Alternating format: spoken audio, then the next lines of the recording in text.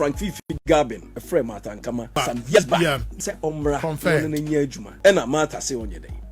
I can't stand LilWin because the movie be every single thing get be free na no ababiano. Insult. And LilWin express interest. Say Omra me na juma man, and the director na catch and say, oh, we cross some years back no. My friend is so mama ye juma man.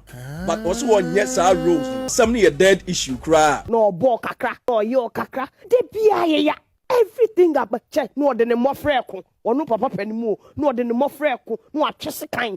Say obisi omeya jumamano. Nani pane se omeya. Nipa no ne dino. Why must you attack it? Somewhere last week more baby. Ana kwadwo nkansa LilWin ebedidi mata Ankomah tem sister yan company ho asem. Ene kwadwo yi wan fa nani anto sister yo bantin se bi wo ha obefra no ntoma. Every sister is so nonsense or stupid. Mata Ankomah. Umwade sa. Umwade. We are homaso umwade. Ne kwabo enimu. We star bay. Oba mponimu na wo hana hwe me ma me komponimu asema Ankomah o ka funche data kesese ese ko no psiba me na etwa etia gana kuma onya star let me tell you we are upcoming actress we na wo onya star obi animu stupid nonsense idiot Van Vicam the big star mpo ahofedua mpo etwa kuma the star no se mo ma no tietia kuma do se be sia brasem na mo tinka no enne kuma uri star was what just into want to see bimpo o this no na ene e bra kwadwo nkansa di video ana obeye live video ina Ghana fo bibire na twe ne sene basa se sister ye friend Mata Ankomah se bia buru ompe no ho asem ene Ghana ha open mario ba kwa no hu ni asem a eye Mata Ankomah o da oskuru isui na dem potin pa na Mata yetumi akokan etumi adinja kwadwo me no nam so awia kete ban bre ya soja no ede egu ne so na eno ana director Asare Bediako abe kire nsem no de kofa ba ya kwadwo nkansa LilWin abe di sister ya teme no nam so sister ya tabili asem no kwa Accra High Court so we si kwadwo nkansa LilWin o je 5 million Ghana cedi afiri actor iho na hwade a wotumi apingu director Asare Bediako a kire nsem nyina sei na papa no ekan asem ne dead issue cry Frank Fifi Gabin a friend Mata Ankomah some I think say some years back. Yeah. Say Omra confirmed. Yeah. And Martha say on your day. Omra. And LilWin so ba be juma or expressing interest in Mata Ankomah say obe person ko be ba be Director had my emblem kakra. Okay. Frank Gabin no. A friend Mata Ankomah so me play a role. It is that role no. And a wama. Very good. So why the attack on her? Say obisi omeya juma mano. Na nipa ne say omeya. E nipa no ne dino. Okay. And also omeya. Why must you attack her? The information nearby and say o invite no some years back so omra meya juma. Yeah. And o say role no say the city no onye. Yeah. And LilWin express interest. Yeah. Say omra meya na juma man and the director na catch and say oh we cross some years back no. My friend is so mama ye juma man. But also one yes our rules. What your matter interview you play? Yeah. A current. Yeah. After the insults are LilWin and the man and the man is so granted this interview. Okay. Say or no or your rules are a yes sensible. Or your scripter. It's what friend matter you may be a one so piano or count script not just a nyansen. Yeah. A your no opinion. Okay. So I say you can attack it. An opinion. Okay.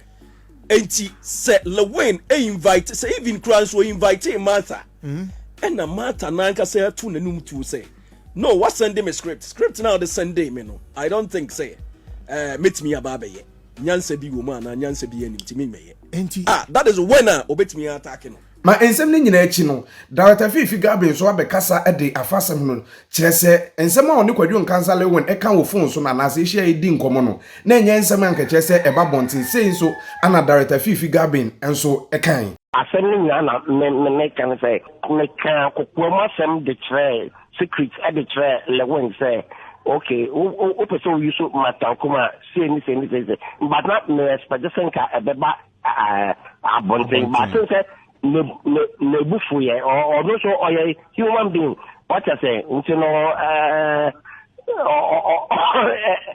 and the book here and I say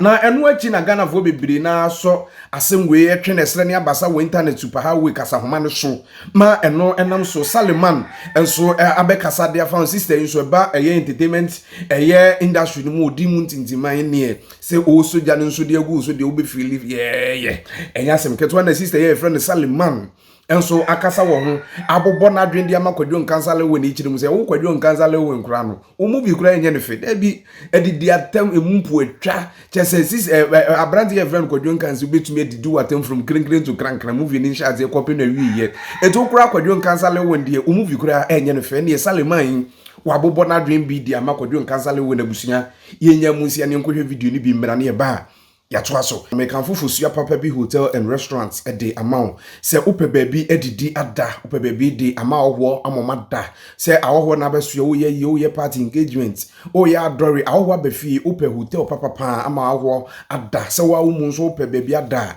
fo ni kire fusu ya papa bi hotel and restaurants e beje ofeso ya semo kama na bibi atumi edimu mo ya warefo modi mo ware wi upe baby edi ho ni mu na fo ni kire fusu ya papa bi hotel pu ewo biaye ho ene AC plain court chese bibia bi e wo fusu papa bi hotel restaurant ene bia ye ho so e neat ene AC sa ebobo ho air conditions ebobo nyina te se kuru bi so wo fa mpanimfo numbers na dey screen so test WhatsApp mpanimfo friend mpanimfo e beje pin ye ne wakasa e bibia tumi edim fusu papa bi hotel and restaurant e wo ensawom nkran kwante mpo so friend mpanimfo numbers na e beje ofeso na bibia tumi edim abusia yenkotie Saliman ensem ne bi emra. To me, I can't stand LilWin.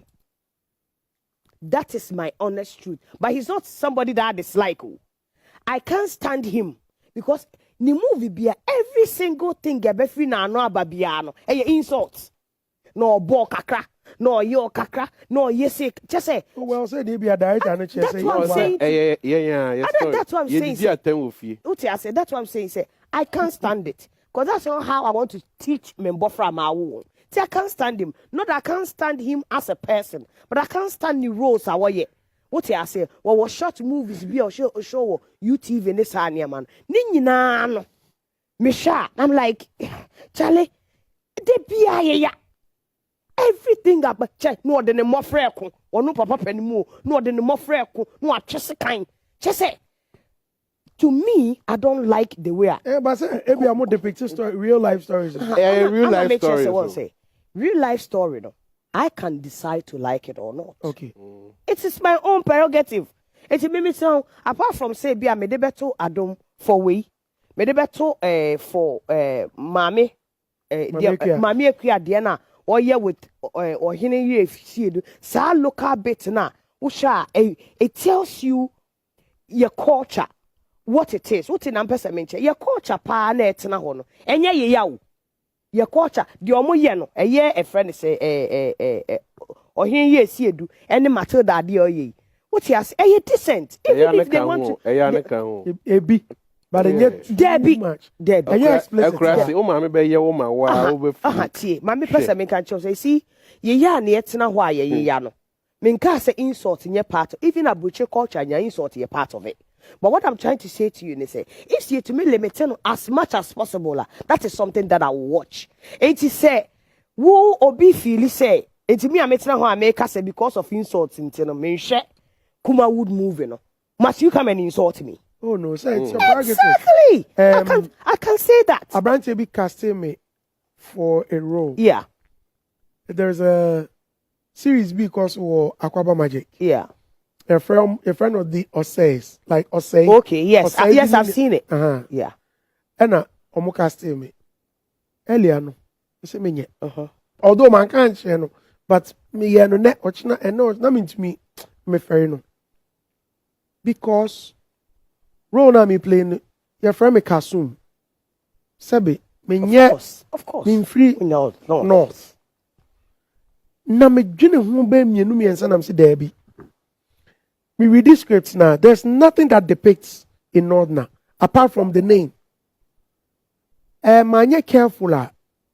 One shall not obey because it's a Asantini, and I'll Me reading ya me who says Sadia no cry, Bibia, no me cry, why? What was I thinking? I didn't so cry, so cry, be free, yeah. Me cry, and me coach, and I told him that, do you know why I came back? Because of this. I said, immediately, me who said the numbers over, and that was what came to my mind. See? And so, be an idea. Oh, yes. Ebia commit me a catch and say, Bram Pacho. A honor the make on a dear. Ebia me make fugu. Na mean the mean place our role no. Ebia met me a catch and asembia ma. But to be also on your bonus arm and any say pet when you're chim cancer. What I say for and if that's the case, enter our boss. All right. But me what it is say I would have gone about it differently. Say be a mini time. Meaning say you can't tell me say meaning say how you put it is also important. That's what I'm saying. I'm saying that. It's industry thing. But can I? No, but can I also say something to you? Say the matter that I know her. On you be a reckless talker. Unimono. And he say even cry no bekasa. And yet say to demean anybody. Yeah, nipa. Ebia sometimes ebia ububefu. But the normal matter Ankomah that I know, you be no carrying who yipa. When you speak to her off the phone in person, why you very very respectful individual. I mean who say matter do be a kasa. One direct will be other. Ebiana me na ebi oyesa ache me. I don't know about other people, but the matter that I know will not speak like that. See them person mention say she's in her right. She can go to court. Na side talks of every fool can go to court. Every idiot. Yes, every idiot can go to court. Say drew court wa. Na say bia you fine say bibi ni kasa be patch wa.